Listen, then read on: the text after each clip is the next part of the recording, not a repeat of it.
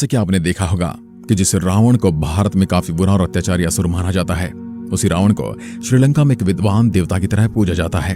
वैसे भी रावण ने बेशक कई पाप किए हों, लेकिन इस बात से हम इनकार नहीं कर सकते कि रावण भगवान शिव का परम भक्त और परम ज्ञानी असुर भी था, जिसके ज्ञान और शक्ति के सामने स्वयं भगवान के अलावा किसी और का टिक पाना भी असंभव था। इतना ही नहीं, बल्कि अपनी लंका के लिए वह एक ऐसा कामयाब राजा था जिसके समय में लंका ने बहुत समृद्धि हासिल की थी। लेकिन हम सब ये आज के समय भूल चुके हैं और आज केवल रावण को बुराई का प्रतीक माना जाता है। हमेशा लोग रावण की क्रूरता के बारे में बात करते हैं, इसलिए शायद आपके दिमाग में भी रावण की छवि एक क्रूर राक्षस की रही होगी। हमारे कहने का मतलब ये नहीं कि रावण क्रूर नहीं था, बल्कि वह क्रूर के साथ परम ज्ञानी भी था और उसमें ऐसी बहुत सी अच्छाइयां थी जो आज के इंसान के लिए जानना काफी जरूरी है। तो आज हम आपको रावण की 11 ऐसी बातें बताएंगे जिसे सुनने के बाद आपका रावण के प्रति थोड़ा सा नजरिया बदल जाएगा। तो चलिए जानते हैं। नंबर 1, सबसे पहले जैसा कि हम सभी जानते हैं कि रावण भगवान शिव का कितना बड़ा भक्त था। उसका अंदाजा आप इसी बात से लगा सकते हैं कि रावण ये चाहता था कि भगवान शिव उसके साथ चलें। इसलिए रावण ने एक बार कैलाश पर्वत को उठा लिया और अपने साथ ले जाने की कोशिश करने लगा। तभी भगवान शिव उस पर क्रोधित हो गए और भगवान शिव ने क्रोधित होकर कैलाश पर्वत पर अपने चरण रख दिए, जिसकी वजह से कैलाश पर्वत बहुत ज्यादा भारी हो गया, जिसे रावण उठा नहीं पाया। इसी बीच रावण की एक उंगली कैलाश पर्वत के नीचे दब गई। अब आप रावण की शक्ति का अंदाजा लगाए कि कैलाश पर्वत के नीचे उंगली दबी होने के बाद भी रावण ने शिव तांडव करना शुरू कर दिया। उसके इस तांडव को देखकर भगवान शिव भी बहुत ज्यादा आश्चर्यचकित हो गए। क्या आपको पता है रावण का असली नाम दशग्रीव था, लेकिन जब भगवान शिव ने उसका यह तांडव नाच देखा तो भगवान शिव ने उसका नाम रावण रख दिया। रावण नाम का अर्थ होता है जोर जोर से दहाड़ना, क्योंकि जब वह तांडव कर रहा था तो बहुत जोर जोर से दहाड़ रहा था। नंबर 2, इसके बाद आता है रावण बहुत बड़ा घोर तपस्वी भी था। रावण ने तपस्या करके ही बहुत से ऐसे वरदान पाए थे जिसके चलते रावण परम ज्ञानी के साथ साथ बहुत शक्तिशाली भी बन गया था। इसी वरदान में एक वरदान ब्रह्मा जी ने भी उनको दिया था, जिसमें उन्होंने रावण के संपूर्ण जीवन को रावण की नाभि में संकुचित कर दिया था। इसलिए रावण को मार पाना किसी की भी बस की बात नहीं थी। नंबर 3, अब जानते हैं रावण के जन्म के बारे में। रावण के उदय के विषय में भिन्न भिन्न ग्रंथों में भिन्न भिन्न प्रकार के उल्लेख मिलते हैं। वाल्मीकि द्वारा लिखित रामायण, महाकाव्य, पद्म पुराण और श्रीमद् भागवत पुराण के अनुसार हिरण्याक्ष एवं हिरण्यकशिपु दूसरे जन्म में रावण और कुंभकर्ण के रूप में पैदा हुए थे, तथा वाल्मीकि रामायण के अनुसार रावण पुलस्त्य मुनि का पोता था, अर्थात उनके पुत्र विश्वा का पुत्र था। विश्वा की वरवर्णिनी और ककसी नाम की 2 पत्नियां थी। ककसी एक राक्षस स्वभाव की महिला थी। वरवर्णिनी ने कुबेर को जन्म दिया था और यहाँ ककसी ने अशुभ समय में गर्भ धारण किया था। इसी कारण से उसके गर्भ में रावण और कुंभकर्ण जैसे क्रूर स्वभाव वाले भयंकर राक्षस उत्पन्न हुए। तुलसीदास जी के अनुसार रामचरितमानस में रावण का जन्म श्राप के कारण हुआ था। नंबर 4, रावण इतना बड़ा मायावी और बुद्धिमान राक्षस था कि उसने अपनी विद्या के जरिए शनिदेव और इंद्रदेव जैसे देवताओं को बंदी बना रखा था और लंका हमेशा से रावण के पास नहीं थी। उसने लंका को अपने सौतेले भाई कुबेर के युद्ध लड़ने के बाद जीती थी। रावण एक कुशल राजनीतिज्ञ भी था और उसने अपने लंका का विस्तार करने के लिए लंका को दक्षिण भारत के साथ साथ काफी दूर तक फैलाया। अगर हम आज के समय में उसकी तुलना करें तो उस समय लंका इंडोनेशिया, मलेशिया और म्यांमार तक फैली थी। नंबर 5, रावण भले ही राक्षसी प्रवृत्ति का हो, लेकिन वह लंका की प्रजा का बहुत ज्यादा ध्यान रखता था। जैसे कि आप सभी जानते हैं कि लंका सोने की बनी हुई थी, इसलिए रावण के समय में लंका की प्रजा बहुत ज्यादा खुश और समृद्ध थी। और आपने देखा भी होगा कि श्रीलंका में आज भी लोग रावण को अपना भगवान मानते हैं, क्योंकि रावण की वजह से ही वहां पर इतनी सुख समृद्धि है। नंबर 6, आपने रामायण भी देखा होगा। रावण जहां भी जाता था वह पुष्पक विमान में बैठकर जाता था। रावण के पास जितने भी पुष्पक विमान थे उसे रावण ने अपने सौतेले भाई कुबेर से ही जीता था। इन पुष्पक विमान में बहुत अद्भुत शक्तियां भी थी, जैसे इनकी गति इतनी तेज थी कि अग्नि और वायु की गति से भी तेज चलते थे, क्योंकि इन पुष्पक विमानों को ब्रह्म जी ने कुबेर को दिया था। लेकिन रावण ने अपनी शक्तियों का इस्तेमाल करके कुबेर से सभी पुष्पक विमान जीत लिए, जिससे उसकी शक्ति और ज्यादा बढ़ गई। कहा जाता कि पुष्पक विमान आज के विमान की तरह था। पुष्पक विमान के जरिए रावण हवाई मार्ग से सफर किया करता था।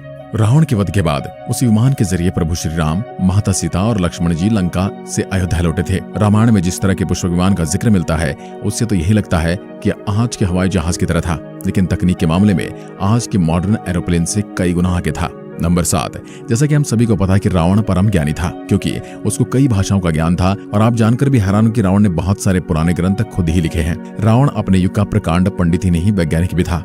आयुर्वेद, तंत्र और ज्योतिषी के क्षेत्र में उसका योगदान महत्वपूर्ण है।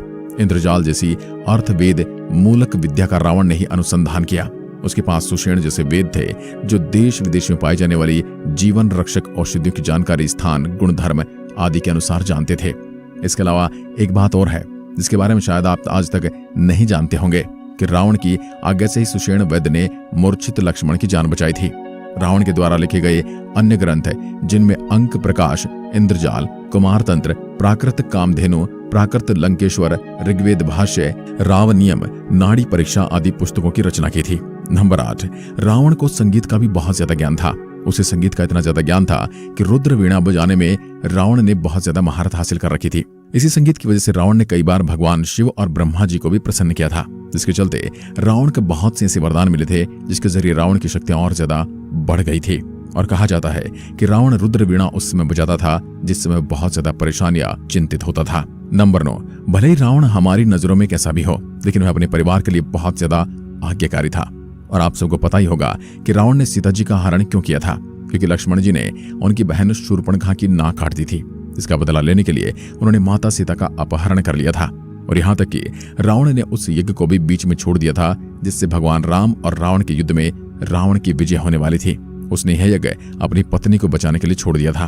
अगर वह यज्ञ पूरा हो जाता तो रामायण ऐसी नहीं होती जैसे कि हम आज इसे पढ़ते हैं। नंबर 10, कई मान्यता है कि जब भगवान श्री राम ने रावण का वध किया था तो उन्होंने उसके शव को विभीषण को अंतिम संस्कार के लिए सौंप दिया था। लेकिन विभीषण ने राजगद्दी संभालने की जल्दी में रावण का अंतिम संस्कार नहीं किया और सब वैसे ही छोड़ दिया। कहा जाता है कि उसके बाद रावण के शव को उनके कुल के लोग अपने साथ लेकर चले गए, क्योंकि उन लोगों का विश्वास था कि रावण की मौत क्षणिक है, वह फिर से जिंदा हो जाएगा।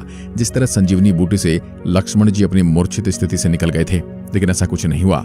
इसके बाद उन्होंने रावण के शव को रजांगला के जंगलों में 8000 फीट की ऊंचाई पर स्थित एक गुफा में रख दिया, जहां पर रावण के शव को मम्मी बनाकर एक ताबूत में रखा गया है। इस पर एक खास किस्म का लेप लगाया गया है, जिसके चलते हजारों साल से वह वैसे का वैसा ही दिखता है। यह शोध श्रीलंका के इंटरनेशनल रामायण रिसर्च सेंटर द्वारा किया गया है। इस रिसर्च के मुताबिक 18 फीट लंबे और 5 फीट चौड़े ताबूत में रावण का शव रखा गया है। ये भी कहा जाता है कि इस ताबूत के नीचे रावण का बेशकीमती खजाना भी है। इस खजाने की रखवाली एक भयंकर नागौर कई खुखार जानवर करते हैं, लेकिन कोई भी इस गुफा के पास नहीं जा पाया। इसलिए इन सभी चीजों की प्रमाणिकता अभी तक सिद्ध नहीं हो पाई है। नंबर 11, क्या आपको पता है जब रावण युद्ध में पराजित हो गया था और रावण का शरीर युद्ध स्थल पर पड़ा था तो भगवान राम ने अपने भाई लक्ष्मण को रावण के पास जाने के लिए कहा था और उनसे जीवन के कुछ महत्वपूर्ण उपदेश लाने के लिए कहा। जब लक्ष्मण जी रावण के पास पहुंचे तो लक्ष्मण जी ने रावण से पूछा, क्या आप मुझे कुछ उपदेश देना चाहोगे? तो रावण ने लक्ष्मण जी को 3 मुख्य उपदेश बताए। इसमें सबसे पहले रावण ने बताया था कि कभी भी अपने शुभ कार्य को अगले क्षण के लिए नहीं टालना चाहिए। अगर आप कोई कार्य कर रहे हैं तो उसे पूरा करें, बिना हटना नहीं चाहिए।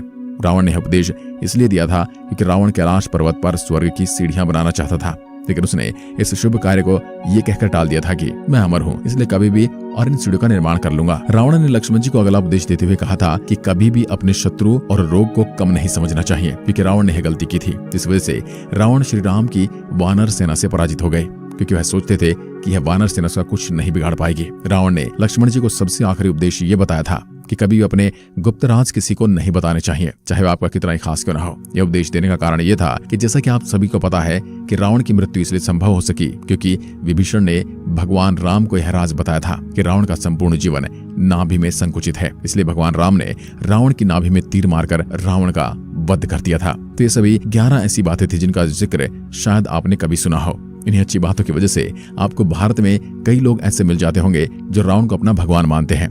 इन सभी बातों को जानकर शायद आपके मन में भी रावण के प्रति थोड़ी घृणा कम हुई होगी। आज के लिए बस इतना ही। ऐसी वीडियोस के लिए चैनल को सब्सक्राइब जरूर करें। धन्यवाद।